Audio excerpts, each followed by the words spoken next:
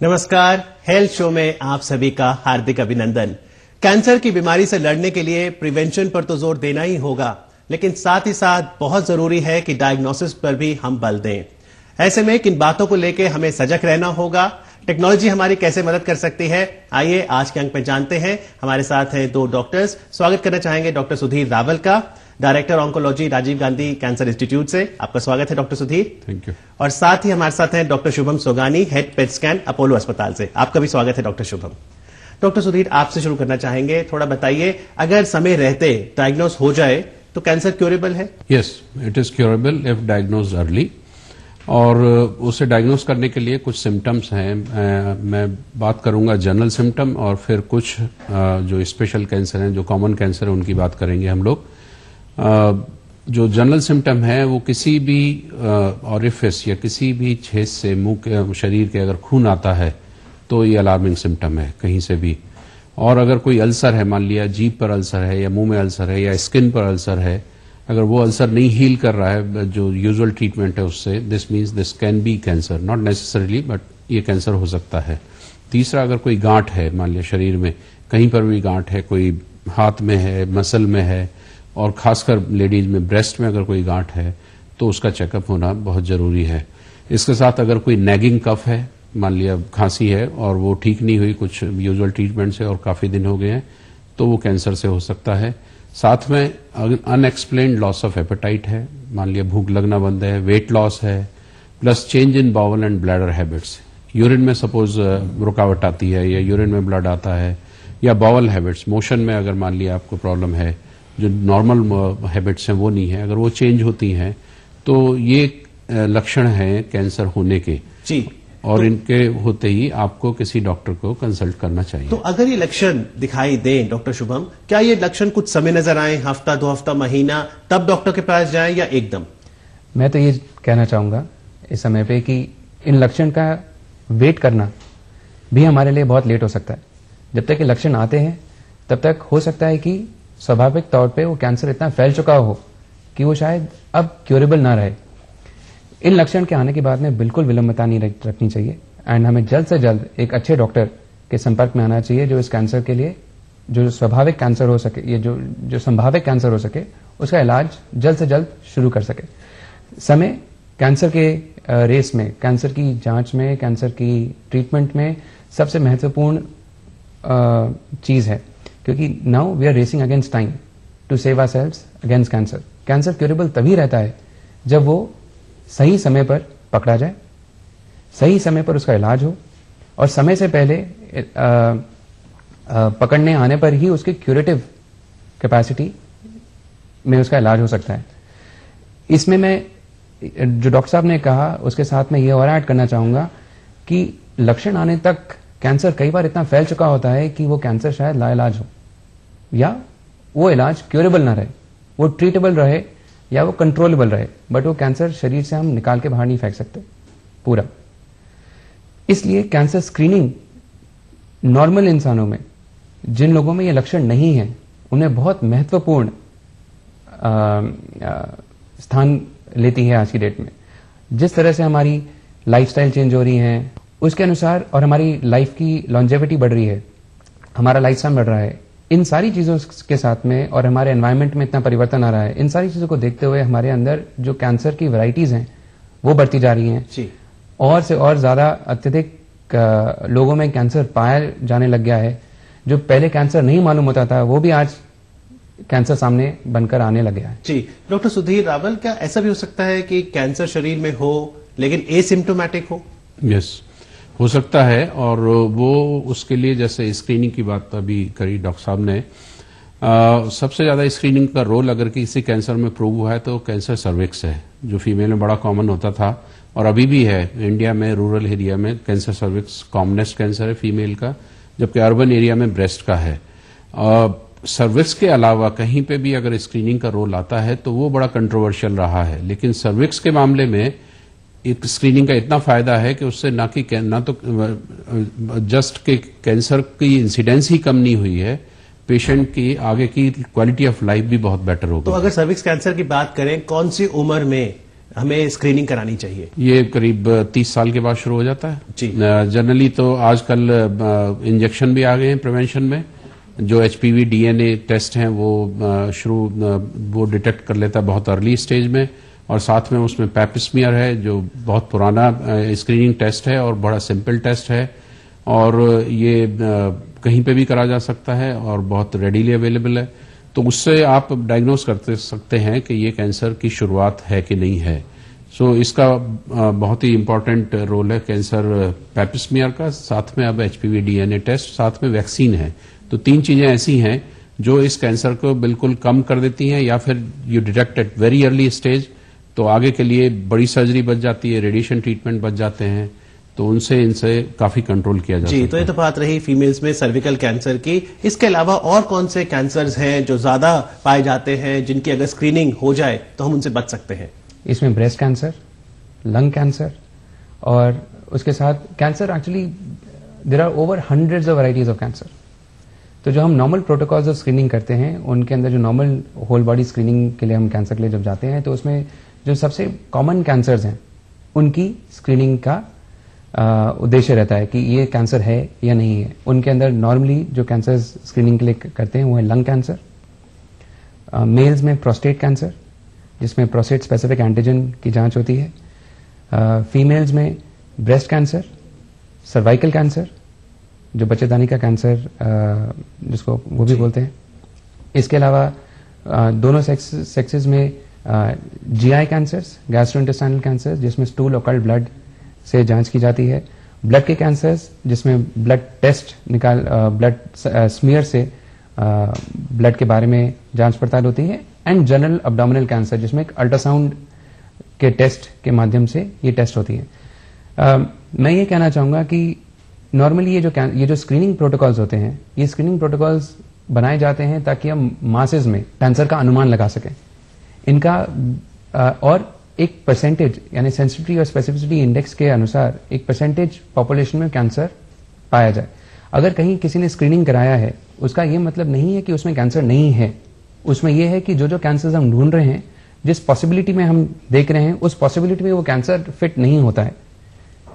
In fact ऐसे काफी incidences भी हुए हैं जिनके अंदर होल बॉडी कैंसर चेकअप कराने के बावजूद 6 महीने के बाद भी पेशेंट के अंदर कैंसर पाया गया क्योंकि वो स्क्रीनिंग में मिस आउट हो गया या उस पॉसिबिलिटी के अंदर नहीं आया कि वो स्क्रीनिंग उसको पकड़ पाए। इन चीजों को देखते हुए कैंसर स्क्रीनिंग एक बहुत इंपॉर्टेंट सब्जेक्ट है जिसको बहुत सावधानी से हमें लेना चाहिए और उस पे आगे हमें काम करना चाहिए। बिल्कुल, ये बहुत महत्वपूर्ण पॉइंट यहाँ पे डॉक्टर शुभम ने बताया है कि कैंसर की जब बात होती है तो वहां पर कैंसर स्क्रीनिंग बहुत इंपॉर्टेंट है। और क्योंकि डॉक्टर सुधीर, अक्सर कहा जाता है कि व्यक्ति 80% डॉक्टर तो खुद है क्योंकि अपने शरीर को वो सबसे बेहतर जानता है, तो टेक्नोलॉजी क्या हमारे लिए इनोवेशंस लाई है? इससे जाने से पहले मैं जानना चाहूंगा कि हम अपने शरीर को लेकर कैसे सजग रहें। हेल्थ चेकअप आजकल अवेलेबल है और 40 के बाद कहा जाता है कि भाई आप अल्ट्रासाउंड एटलीस्ट, इवन हार्ट के लिए भी है, पर कैंसर के लिए अगर देखा जाए तो हमारे यहाँ जैसे हमारे हॉस्पिटल में हम लोग करते हैं, अल्ट्रासाउंड करते हैं, एक्स-रे चेस्ट करते हैं, urine routine, sputum cytology and occult blood, तो वो ओवरऑल एटलीस्ट कैंसर के लिए डिटेक्ट कर सकते हैं। पैपिस्मियर इन फीमेल एंड मेल में PSA प्रोस्टेट के लिए देखा जा सकता है। तो ये ईयरली होना चाहिए और इनमें अगर कुछ है तो इमीडिएट डिटेक्ट होते हैं। आजकल एक बड़ी इंपॉर्टेंट चीज है, because ultrasound is very readily available, is cheap and is very safe. तो किडनी कैंसर है, जैसे kidney is detected in very early stage. पहले ही होता था, बड़े बड़े मास आ जाते थे क्योंकि किडनी पीछे होता है बॉडी में, तो उसमें नहीं दिखता था, अल्ट्रासाउंड में मालूम पड़ जाता है। तो और अब CT स्कैन चेस्ट के लिए जैसे कहते हैं, आजकल लो डोज CT आ गए हैं, उनसे आप चेस्ट लंग कैंसर का स्क्रीनिंग कर सकते हैं। हालांकि हमारे यहाँ पे इतना वो पॉपुलर नहीं है, लेकिन जिन कंट्री में है वहां करा जा सकता है। मुंह का तो आप checkup even simple clinical examination से you have to see a doctor, और वो डॉक्टर आपको एडवाइस कर देंगे। हमारे यहाँ पूरा स्क्रीनिंग डिपार्टमेंट है, जो भी पेशेंट आते हैं जो चाहते हैं कि हम चेकअप कराना चाहते हैं वो है, और उसमें सेट प्रोटोकॉल होता है। और एवरी ईयर आफ्टर 40 अगर करा लें तो बेस्ट रहता है, क्योंकि you can detect those things in very early stage. जी बिल्कुल, आज विज्ञान इतनी तेजी से तरक्की कर गया है कि समय रहते स्क्रीनिंग हो तो बिल्कुल बचाव हो सकता है। लेकिन थोड़ा बताइए टेक्नोलॉजी किस तरह से मदद कर रही है हमारी? मैं यहाँ पर आपको एक नई टेक्नोलॉजी है जो हम अभी लेकर आए हैं और इंद्रप्रस्थ अपोलो हॉस्पिटल में हमने इसका सबसे पहला स्थापना की है इसकी। ये है पेट एमआरआई। पेट एमआरआई एक ऐसी टेक्नोलॉजी है जिसके अंदर लगभग शरीर में कोई भी कैंसर किसी भी अवस्था में पकड़ में आ जा सकता है। ये पेट टेक्नोलॉजी, पेट स्कैन पिछले 15-20 साल से ऑलरेडी भारतवर्ष में चल रहा है और ये पेट और सीटी की कॉम्बिनेशन के माध्यम से यहां पर उपलब्ध है। PET CT can not normally be used as a cancer screening protocol because CT scan is a X-ray based technology which radiates a body with huge amount of X-ray radiation which may be harmful and it is not medically acceptable to subject a patient to a PET CT scan. Just to give you a flavor of this particular technology, not a flavor, rather just to inform you about this particular technology, this is a hybrid technology which combines a PET scan with a CT or an MR scan. A PET scan is based on injecting a human body with a radio-labeled material, radio-tagged material, which is distributed in the body, and features of that particular radioisotope helps us in finding particular cancer. The most commonly used radioisotope is FDG. That is a glucose molecule which is tagged with a 18F radioisotope. तो इसका जो काम करने का तरीका है वो बहुत सिंपल है कि जब हमारी बॉडी में ग्लूकोज एक एनर्जी गिविंग मॉलिक्यूल है तो बॉडी को हम फास्टिंग स्टेट में लेते हैं। ओवरनाइट फास्टिंग के बाद में पेशेंट में ग्लूकोज मॉलिक्यूल इंजेक्ट किया जाता है जो एक रेडियो एक्टिव मटीरियल से लेबल्ड होता है। ये बॉडी के अंदर जाता है और 45 मिनट से 1 घंटे तक पेशेंट को एक विश्राम गृह में विश्राम कराते हैं जिसमें वो पूरी बॉडी में ग्लूकोज फैल जाता है। जो कैंसर सेल्स या इन्फेक्शन या कोई भी ऐसी अवस्था जिसके अंदर बॉडी की मेटाबॉलिज्म बढ़ जाती है वहां पर बॉडी की ग्लूकोज की कंजम्पशन बढ़ जाती है। तो वहां पर ये जो रेडियो एक्टिव ग्लूकोज मॉलिक्यूल है वहां कॉन्सेंट्रेशन उसकी बढ़ जाती है और वहां बढ़ने के बाद में वो पेट स्कैन से डिटेक्शन उसका हो जाता है। पेट स्कैन हमें बताता है कि ये जो अपटेक है ग्लूकोज मॉलिक्यूल का ये इस पर्टिकुलर लोकेशन से आ रहा है। जी, और वो इसलिए क्योंकि अगर कोई सेल कैंसरस है तो आप कह रहे थे वो हंग्री हो जाता है, उसे ज्यादा ग्लूकोज की जरूरत कैंसर है। की एक अवस्था होती है, normally most cancers compete with body resources for energy। इसी वजह से कैंसर के अंदर एक सबसे इंपॉर्टेंट लक्षण आता है वेट लॉस का। हम कहते हैं कि एक सिग्निफिकेंट वेट लॉस की एक डेफिनेशन होती है कि 10% in 6 months time is a significant weight loss. And ये इसीलिए होती है क्योंकि cancer cells are competing with normal body for energy. जी, तो इसके अंदर जो पेट स्कैन इस पॉइंट को पकड़ता है कि वो जो मेटाबॉलिक एक्टिविटी जहां बढ़ रही है वो कहां बढ़ रही है। जब इस इंफॉर्मेशन को एक सीटी स्कैन या एक एमआर के साथ में हम कंबाइन करते हैं तो हमें वो पता लग जाता है कि वो एग्जैक्टली ऑर्गन या टिश्यू कहां पर है और वो कैंसर कितना फैला हुआ है। डॉक्टर साहब, कई टेक्नोलॉजी आज आ गई है, पर आपको क्या लगता है क्या ये अफोर्डेबल है? कितना खर्चा आता है यदि कोई व्यक्ति स्क्रीनिंग कराना चाहे तो? I doubt that PET scan is used as screening as on today. In future I don't know. PET scan जो हम लोग यूज करते हैं अपनी प्रैक्टिस में वो यूज करते हैं कि कितना कैंसर फैला हुआ है और अगर रिकरेंस है in all the cancer. Screening में आई हैव नो डेटा और no article to support that, but that's a very good tool if you want to detect a cancer in the anywhere else in the body, like prostate में है या kidney में है, जिनमें generally role नहीं है लेकिन ब्लैडर में बहुत बढ़िया रोल है।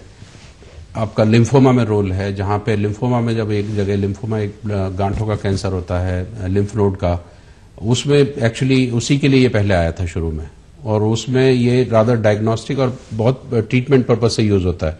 मान लिया एफडीजी इंक्रीज है तो इसका मतलब वो बहुत इंटेंस अपटेक है, तो इसका मतलब कि वहां एक्टिव डिजीज है और आफ्टर कीमो अगर वो खत्म हो जाता है तो इसका मतलब ट्रीटमेंट रिस्पॉन्स है।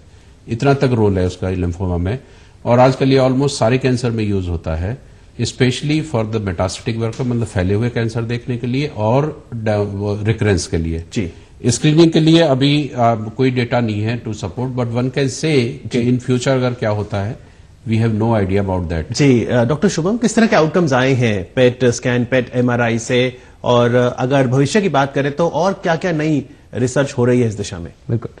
पेट स्कैन में हमने कई बार ऐसी चीजें पकड़ी हैं कि जो जैसे पेशेंट ब्रेस्ट कैंसर के हमारे पास कुछ आए थे, जिनके अंदर मैमोग्राफी, पेशेंट को खुद ही डाउट हो रहा था कि मेरे में कुछ प्रॉब्लम है। मैमोग्राफीज वगैरह टेस्ट कराए, वो मैमोग्राफीज वर नॉर्मल, जो एक्सरे मैमोग्राफी थी। But on the patients insistence हमने जब उनका पेट एमआरआई किया तो हमें पता लगा कि उनके अंदर, उनकी ब्रेस्ट के अंदर एक ऐसा कैंसर था जो मैमोग्राफी में पकड़ में नहीं आया, एंड वो इतना फैला हुआ था कि वो patient required urgent treatment protocols. तो ऐसे हमारे पास कई एग्जांपल्स और आए थे जिसमें हमने कैंसर स्क्रीनिंग के दौरान उनको हमने सब्जेक्ट किया पेट एमआरआई के अंदर, और हमने पेट एमआर के अंदर स्क्रीनिंग करके उनके अंदर हमें पकड़ में आया कि ये कैंसर था या नहीं था।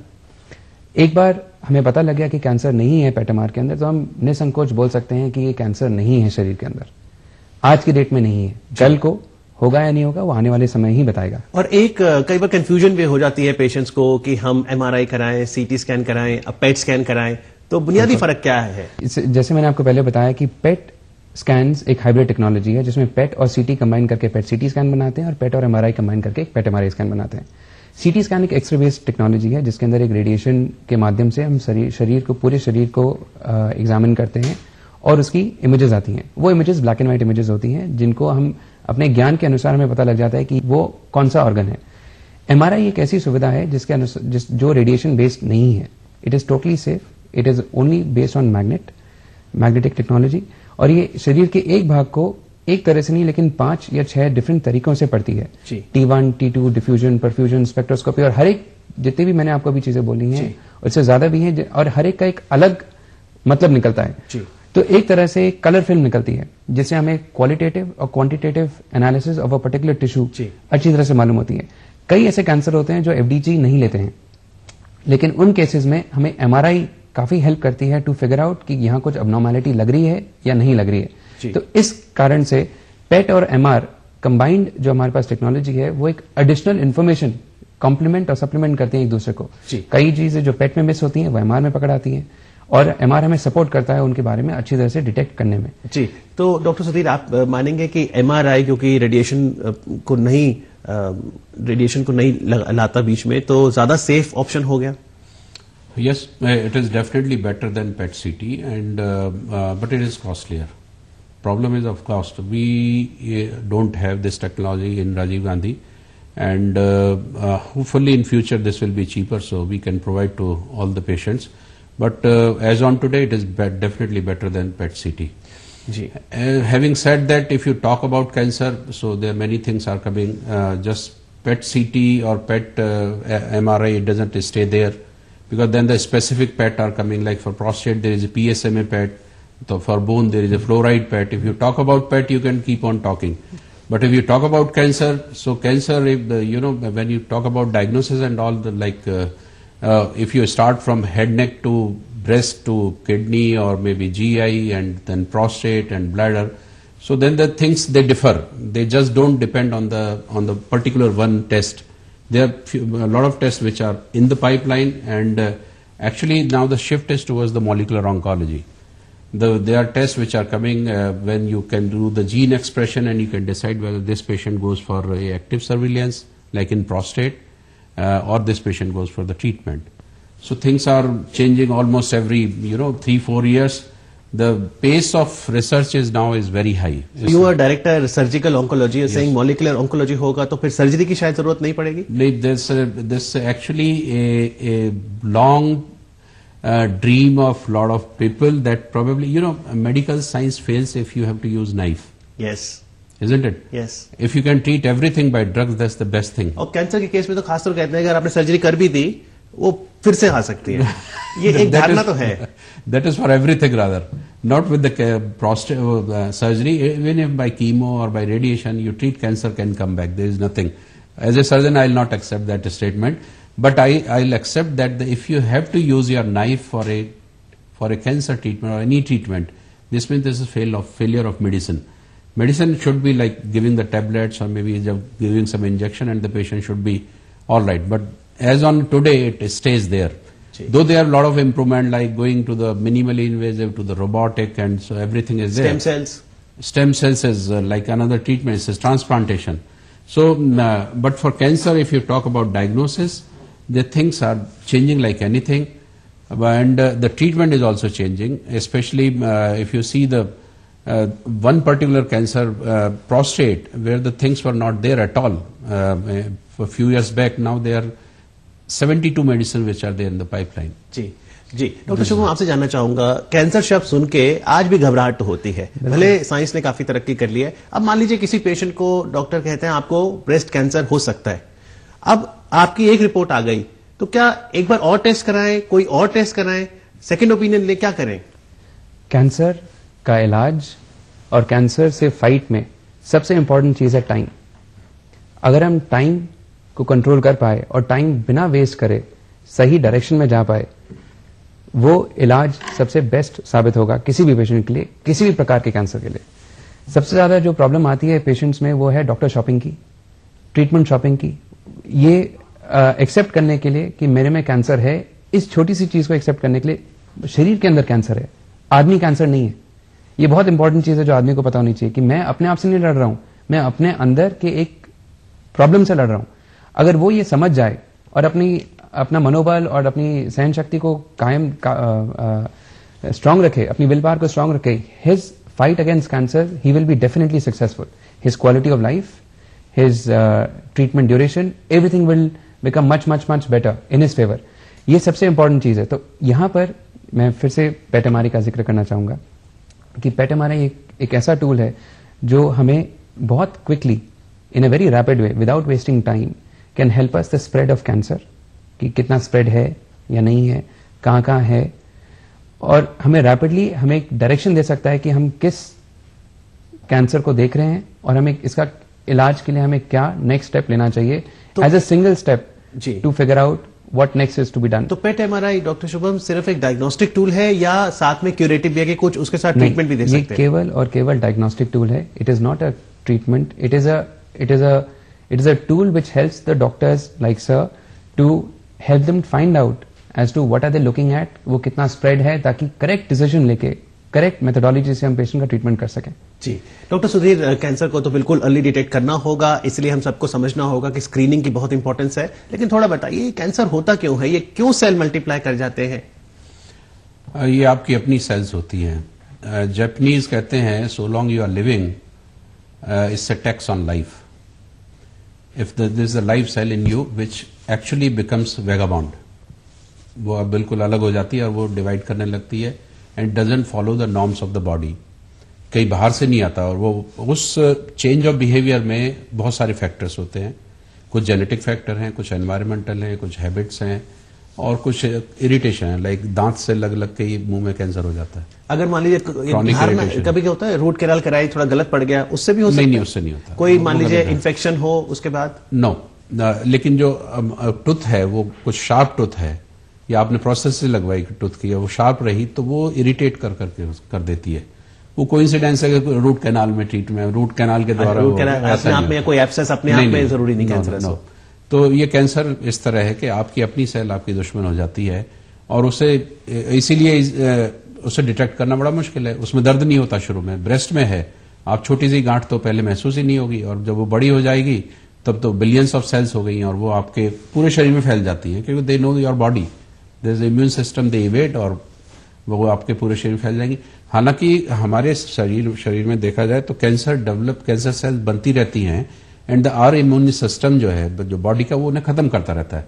लेकिन कभी कभी होता है कि एक सेल बहुत ज्यादा डिफरेंशिएट हो जाती है कि वो इम्यून सिस्टम को स्मार्ट आउट कर देती है और फिर वो बड़ी होने लगती है, क्योंकि वो बॉडी का ही उसे खाना पीना है। तो ये बेसिक फिनोमिना है।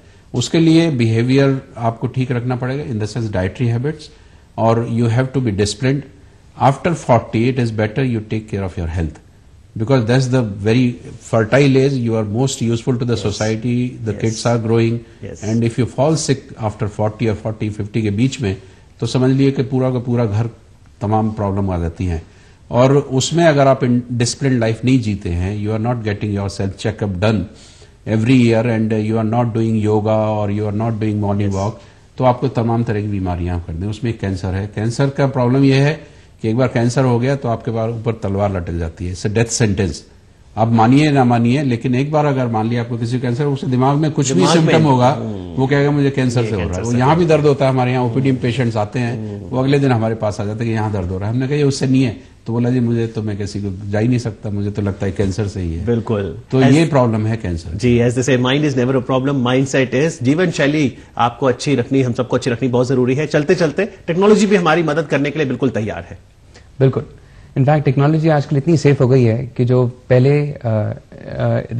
रेडिएशन के हार्म की वजह से जो हम चीजें नहीं कर पाते थे, वो आज एमआर की सुविधा से हम बहुत कुछ कर सकते हैं। इनफैक्ट मैं ये कहना चाहूंगा कि just to add on regarding PET MRI and PET CT, I would like to add on and say that एक CT स्कैन के, एक होल बॉडी CT स्कैनर में जब हम PET CT कराता है एक पेशेंट, तो जो रेडियो एक्टिव आइसोटोप पेशेंट के अंदर इंजेक्ट करते हैं, उससे 3 to 5 millisievert of radiation dose is what is patient expose to.